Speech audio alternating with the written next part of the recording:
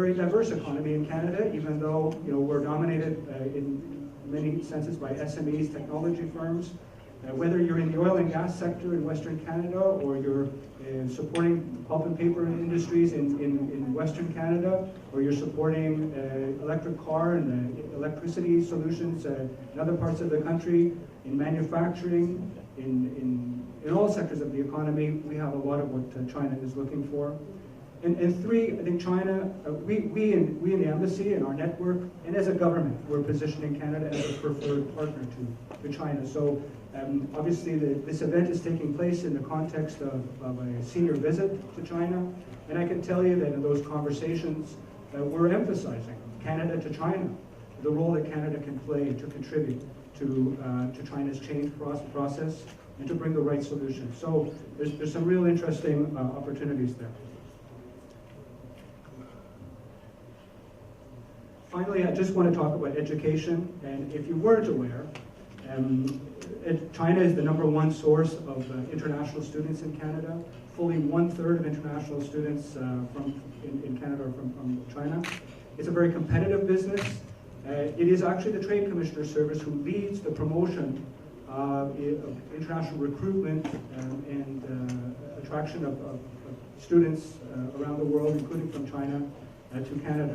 We have a strong brand in the market, quality education, a safe environment, affordability, and obviously the network of Chinese friends and family in Canada who are telling very positive stories about their educational experience. Certainly, university undergrad students are the #1 demographic, but we're seeing an increasing growth in elementary and high school student age kids with their families. That hooks into economic opportunities because these people have their eyes open, not just about the educational experience, but about the business opportunities. And we're also seeing people looking into technical colleges and so forth. Incidentally, we have about 70 schools in China that are delivering Canadian provincial curriculum as part of their, in their studies program. So these are Chinese students learning in China, but to a Canadian curriculum, and they're set up for Canada, very, very psychologically and well-prepared linguistically and so forth. I think what I wanted just to share with you, the message is that Canadian schools and universities in your town, in your city, I can assure you have a China connection. These are business assets to you, the business community, as well. Talk to them about where their focus is, understand what it is, help them understand what it is that you may be wanting to do in China, and how you might be able to leverage that and work more collaboratively. So that concludes my brief overview. I hope I've given you a flavor of our service, of our network in China. I'm going to pass the microphone over to my colleague, Rachel Bedlington, who is the Consul General of Canada in Guangzhou, who presides over a piece of the country that's quite important.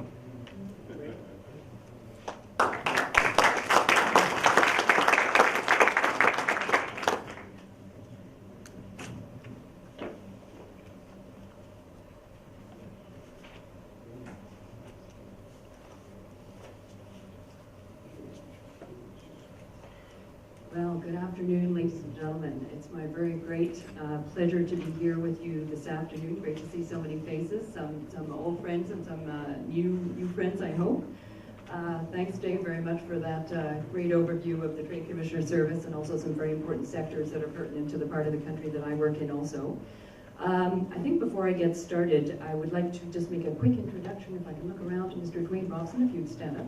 So Dwayne is the Senior Trade Commissioner working out of our Consulate General in Guangzhou, very important person. So I'd encourage you during the networking and question session, please seek him out. He's got a lot of experience in South China. So my role during this session, basically, I want to introduce you to South China. It's a territory that is covered from our Consulate General in Guangzhou.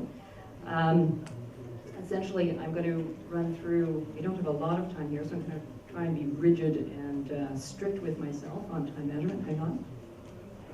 There we go.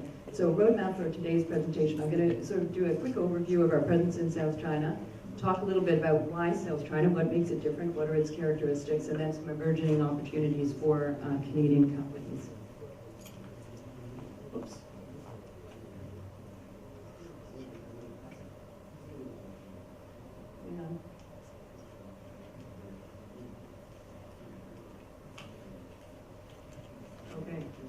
There we go. Now you know why I brought Drain along. Thank you.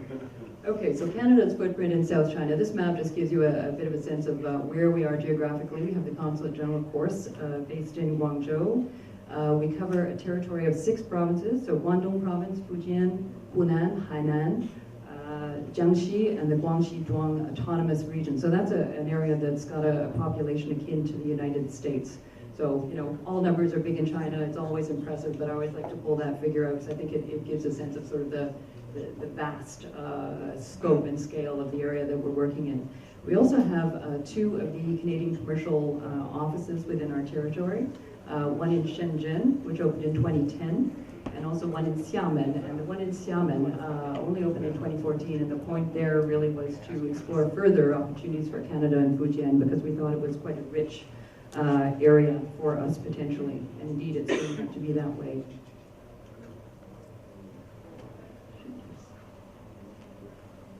Okay, just briefly, Dave mentioned the SME Gateway, the videos. If you go on to that YouTube channel, I'd encourage you to do so. You'll get an introduction to both the Shenzhen and the Xiamen market outlooks, and these 2 individuals, Leslie Lee is our person in Shenzhen, Liu Xin works out of Xiamen, and those 2 videos are very informative in terms of just giving a good overview of those marketplaces and some of the opportunities that exist there. And I would say, for some of you in the room, these may be areas that you have been to previously, have worked in previously.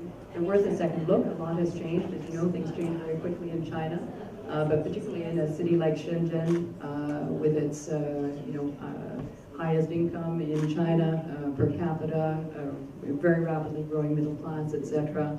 Center of innovation, center of research and development, so definitely worth a look.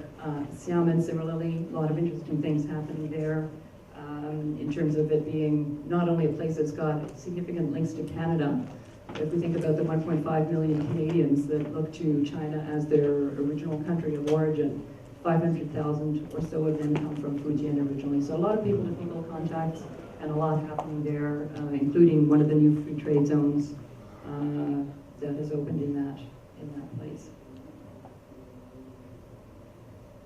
Okay, the Consulate General itself in Guangzhou, I'm thrilled to be able to say that about 2 weeks ago we moved into new premises, and basically what that means for us is we just have a whole new range of facilities that we've never had before. So I'd encourage any of you that are thinking about coming into the South China market, give us a call. Not only can you take advantage of the services of the trade commissioners that work within our office, but now we have facilities where we can actually have meetings, have trade events, have networking sessions. So if you're interested in leveraging those, please get in touch with us and we'd be happy to speak with you further on that front. Okay, so in terms of an overview of South China and what's important for us when we think about that part of the country, as I mentioned, our territory, 6 provinces, there they are showing on the map. Huge population. Really, we should be thinking about this as a continental kind of economy. That's really what we're talking about. Site of the original opening up in terms of the presence of special economic zones, but really this is a part of China that's always had an outward orientation. If we think about flows of people, immigrants going abroad, interest in trading with foreign partners, it's always been this part of the country that has been leading the way, and that ethos and that approach still applies very much today. Largest source of Chinese diaspora, I mentioned 1.5 million Canadians of Chinese origin, and the vast majority of them come from Guangdong and Fujian provinces in this region. So again, those people-to-people ties, something that can really be built upon. Economically speaking, Guangdong is still, in terms of importance to the national economy, Guangdong is still the biggest, most important province in that regard. Contributes about a tenth of GDP. Its GDP was over $1 trillion last year, so really significant figures are involved there. It's also historically and continues to be, we could say, a sort of a petri dish for innovation. So a lot of you will be familiar with the practice of the Chinese government of sort of trying out new policies in a certain part of the country, seeing how it goes, and then expanding that to other areas. Well, the South has been the site of many of these experiments. Whether we talk about migrant labor, we talk about the opening of the first carbon market, those initiatives were first tried out and then expanded from the South.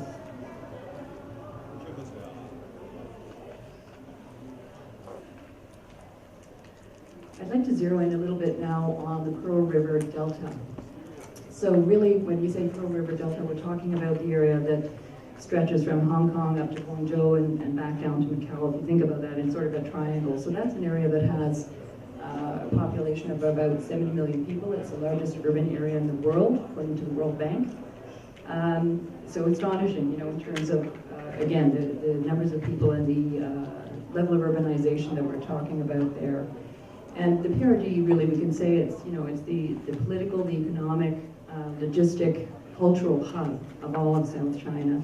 It's already very highly integrated, and you see mentioned there of, ports, metro systems, etc. It's becoming increasingly further integrated, and that applies in terms of, new infrastructure projects that are happening. There's the new bridge that's going in between Zhuhai, Macau, Hong Kong, these kinds of things. There are massive infrastructure investments, and also existing facilities that are being expanded. Also, airlines, that whole nexus in terms of logistical hub for not just South China, but stretching down into Southeast Asia. Baiyun Airport, one of the largest in the country, second busiest airport in the country, in fact, home to China 7 Airlines, which in itself is, if I've got it right, I think it's the 5th largest in the world in terms of passenger volume. So again, based out of Guangzhou. So you can see some of the massive logistics partners and facilities that exist there that really bring this area into play when we're talking about movement of people, goods, etc.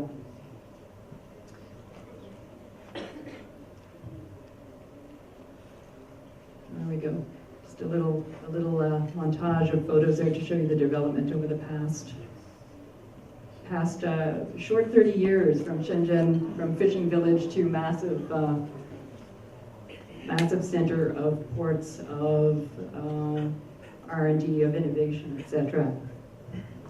So this slide really is talking about one of the big transformations that's happening in South China. We talk about it in the context of China writ large, this shift from made in China to consumed in China. That's been a theme that's come out several times today over the course of various presentations.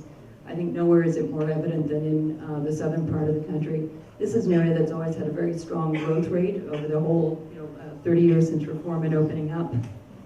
And that continues to be the case. While growth might be slowing overall, for Guangdong province, last year it was still 8%, so still well above the national average, and it's projected to be 7 to 7.5% for the year ahead. So it's still very strong. The whole notion of factory of the world, workshop of the world, manufacturing is a very significant part of the economy in South China, and will continue to be a very significant part of the economy. As I mentioned, GDP $1 trillion for Guangdong province itself. But a policy decision really was made a few years ago by the authorities in South China to move away from what had traditionally been the economic basis in this region. So in other words, moving away from lower value, more polluting industry factories, encouraging them to move inland or elsewhere, and instead moving into a frame of growth that really focuses on higher wages, on more efficiency, moving up the value chain, greener products and services. And that's what we're seeing happening now in South China, and particularly in Guangdong.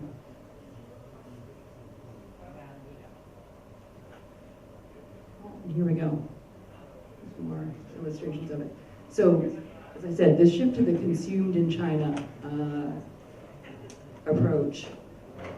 So, on the services front, a very important shift took place in the last 1 to 2 years, and that was basically this flip into services being the majority part of the economy. So both Guangzhou and Shenzhen as cities now, in terms of their GDP, have overtaken other generators of wealth. Services are really what are coming to the fore. I mentioned earlier, Shenzhen qualifies as China's wealthiest city. Guangdong as a whole, fastest growing middle class in the country, etc. And here's just a fun fact for you in terms of, again, we've been talking about e-commerce and food, agri-food products, etc., consumption of those. So Guangdong itself consumes more than a quarter of the high-end seafood imported to China. And I'm happy to say that a lot of that comes from BC and Nova Scotia, so that's very good news. Diversification of foreign investment, this is another very interesting story. And on that, I would say the American Chamber of Commerce, they do a great, if you haven't seen it, I urge you to look it up. They do a great survey every year when they go out to their membership and basically poll them, do a bunch of questions to find out how they're operating, what they think about the business environment in South China. And there's been a complete shift over the last 5 years. 5 years ago, they went out to the membership and said, those of you who are doing manufacturing, where are you manufacturing and what do you, basically what is the destination of your manufacturers? 5 years ago, 70% was destined for export. Last year, that same question asked, 79% was for domestic consumption. So it's been a complete sort of flipping on the head of where manufacturers are destined for. So this continues to be a very important part of the economy in the South, but the shift has now happened, export versus domestic consumption. So that is a reality. Okay, in terms of sectors in South China, all the sectors that Dave mentioned equally apply in the part of the country we work in, e-commerce, sort of green tech, clean tech, education, very much so for us in the South. These are some other sectors, though, that we also feel to be of great potential for Canada in the provinces that we cover. And these are areas that our trade commissioners work in proactively. Other sectors, if your sector is not reflected here and you've got questions, please still come to us, but these are ones where we're actually going out and proactively looking at the market opportunities for Canadian companies. Just very quickly, picture in the upper right-hand corner, of course you know the individual on the right, Mr. Trudeau, our Prime Minister. The fellow that he is talking with is the Party Secretary of Guangdong Province, Hu Chunhua, and Party Secretary who made a trip to Canada back in May, went to Vancouver, went to Ottawa. He took a delegation to Vancouver of over 100 business people. And we include this slide because really I think it's emblematic of the notion that Chinese companies are now going out as well, and they're going out in big numbers to seek opportunities and partners in Canada. And certainly when he went to Canada, there was a very large focus on green tech, on innovation, on looking for partners in these fields. And I'm happy to say that when he took his business delegation to Vancouver, there were contracts signed, something in excess of $4 billion. So it was a very successful trip. But again, the point being, Chinese companies are going out also and seeking partners, including in Canada, where they think they can find some very good opportunities. And this will just give you a sense, a lot of companies here that are household names these days in North America, BYD, Huawei, etc. These are all Chinese firms that are based in South China. So we've got everything from major airlines to banks to ICT, insurance, etc. So that just gives you a flavor of some of the leading firms that are based where we are. Okay, just very quickly, another theme that's come up in some of the presentations, second-tier cities, third-tier cities. I won't go into any real detail on this map, but simply to say, here it is, China's top 20 emerging cities. Please come and talk to us if you have ideas or would like more information about possibilities that take you beyond places like Beijing, Shanghai, etc. We do think there are a lot of opportunities for Canadian companies in these other markets. And I would say that, I think about Nova Scotia as a province, and they've really used this strategy to great advantage. They made a conscious decision in the last, I would say, year and a half or so to focus their energies on Shandong province and on Guangdong province. And that's where they're putting in their time and their effort and their research to really develop opportunities for Nova Scotia, and it's working out very well for them. So there's a lot to be said for kind of focusing in and moving beyond what have traditionally been the magnets for companies coming into this marketplace. And there's just sort of an effort to encapsulize in broad terms what some of the strengths and weaknesses perhaps of those secondary marketplaces are. So, something to think about. Obviously, situations change. They change rapidly in China in different cities, different provinces, but we're always ready to sit down and talk about some of the specific destinations that could be pertinent to you and your business interests. These are just little snapshots of each province that we cover from Guangzhou. I won't go into detail on any of them specifically. I'll just say that if you look at the 6 provinces, 5 provinces, 1 territory that we cover, or 1 autonomous region, I should say, you've really got a wide variety of different economic makeups. You've got provinces that are focused on primarily cash crops, agricultural goods. You've got heavy industry, you've got light industry, light manufacturing. So a huge range of possibilities there for Canadian companies, but it's very interesting to see that all of these places today have Canadian companies working within them, and or have Chinese companies that have come and invested in Canada. So places that previously might have been thought of as far-flung, a bit off the beaten track, there are Canadians that are working there and they're doing so successfully. So again, if there are places that you haven't thought about previously, you haven't explored, please come to us and we can help you with some of that information and that insight.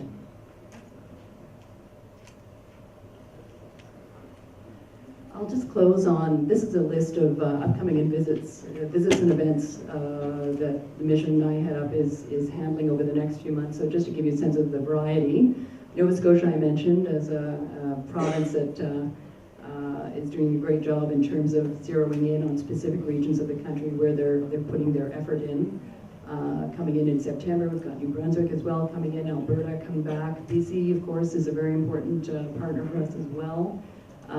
Construction industry seminar, intelligent manufacturing, and on the list goes. So you can really get a sense of the broad range of sectors that we work in and the different partners that we have from Canada that we're working with to promote in South China.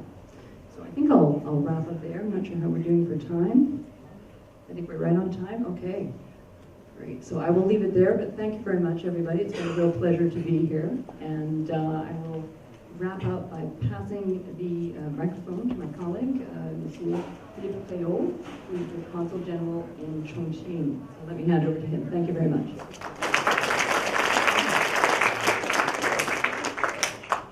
Thanks, Rachel.